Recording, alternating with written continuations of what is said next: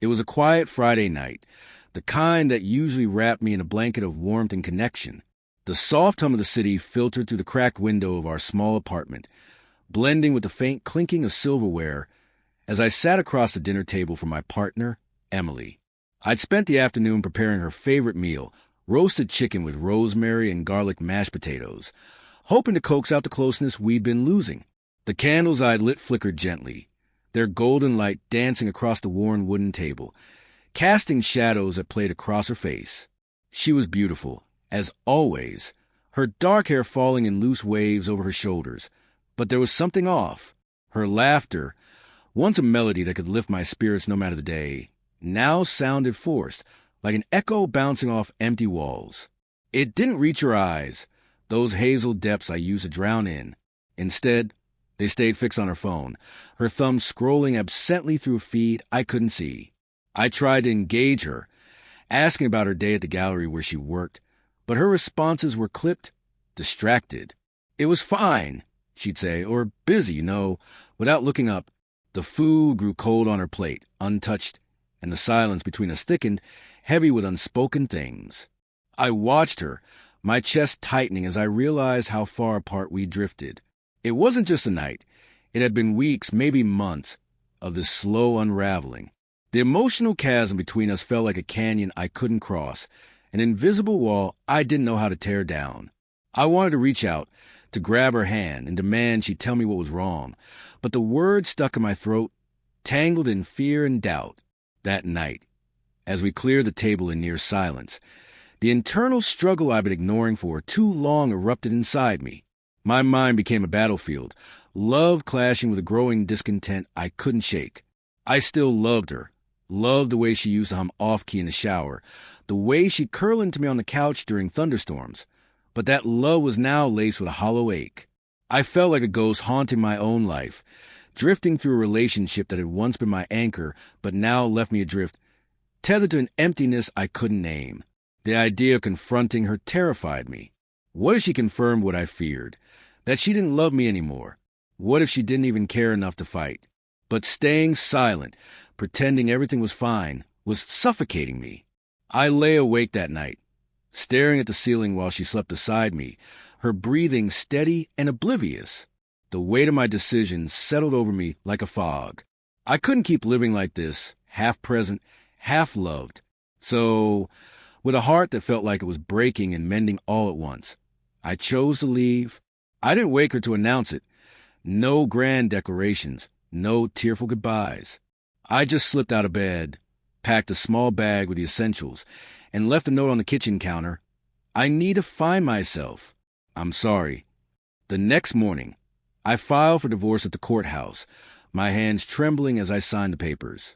By noon, I'd loaded my car what little I owned and drove away from the life we'd built, heading to a new city 3 hours north, a place where the skyline didn't remind me of her. The transition was a slow, jagged thing. I rented a cramped studio apartment with peeling paint and a view of a brick wall, and for weeks, I barely unpacked. I'd sit on the floor with a bottle of cheap wine, replaying every moment of our relationship, wondering where it went wrong. The loneliness was a physical ache, a constant companion in those early days. But I refused to let it define me.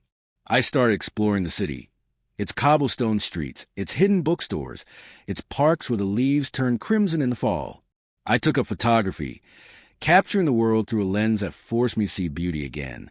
I joined a hiking group, made tentative friends, and began to rediscover pieces of myself I'd buried in the name of us. The memories of Emily still stung, her smile, her touch, but I learned to let them go, unraveling the pain stitch by stitch until it didn't hurt to breathe anymore. A year passed, and I found my footing. The city became home, and I became someone I liked again, someone who could sit alone in a cafe and feel content, not incomplete. I'd built a life of quiet joys. Morning runs by the river, late nights with a good book, a job at a local nonprofit that gave me purpose. I'd learned to embrace solitude, to nurture my self-worth, to believe I deserve happiness, not as half a couple, but as me. The scars of the past faded, replaced by a peace I hadn't known I could find. Then, out of nowhere, I saw her again. It was a crisp afternoon, and I ducked into a quaint coffee shop to escape the chill, the bell above the door jingling as I stepped inside. The smell of espresso and cinnamon filled the air, and I was waiting in line when I heard her voice, a soft "excuse me," as she brushed past someone. My heart stopped. I turned, and there she was, standing by a table near the window, her coat draped over her arm. Emily. She looked different. Her hair shorter, her face thinner, lines of weariness etched around her eyes. But it was her, unmistakably her, and when our gazes met, time folded in on itself. "Hi!" I managed, my voice unsteady as I stepped closer. She smiled, but it was hesitant, fragile. "Hi!" she echoed, clutching her coffee cup like a lifeline. We exchanged awkward pleasantries. "How's the weather? How's the city?" Before she gestured to the table. "Can we sit?" I nodded, and we did, the space between us crackling with everything we hadn't said. She spoke first, her words tumbling out in a rush. She told me about her life since I'd left, how she'd moved in with a friend, how she tried dating someone new, but it hadn't worked, how the gallery had promoted her, but the job felt empty. "I thought I'd be happier," she admitted, staring into her cup. "But I'm not. I miss us. I miss you." Her eyes met mine, glistening with unshed tears, and she reached for my hand. "I messed up. I didn't see what I had until it was gone. I'm so sorry." Her vulnerability hit me like a wave, stirring the remnants of love I'd buried deep. For a moment, I wanted to pull her close, to erase the last year and start over. But as she kept talking about how lost she felt, how she wanted to try again, I felt something shift inside me, a clarity I hadn't expected. I listened, really listened, and I realized this wasn't about me. She wasn't here because she loved me still. She was here because she'd lost something and didn't know how to fill the void. I'd been on a journey to find myself, to build a life I could stand in alone. She'd been running from her own emptiness, and I couldn't be her solution. "I forgive you," I said finally, my voice steady despite the ache in my chest. "But I can't go back. I've moved on, Emily. I'm happy now, not because of someone else, but because of me." Her face crumpled, but she nodded, a tear slipping down her cheek. "I get it," she whispered. I had to try." I stood, feeling a strange mix of sadness and strength. "Take care of yourself," I said, meaning it. Then I walked away, the bell jingling behind me as I stepped into cool air. My steps were light, unburdened.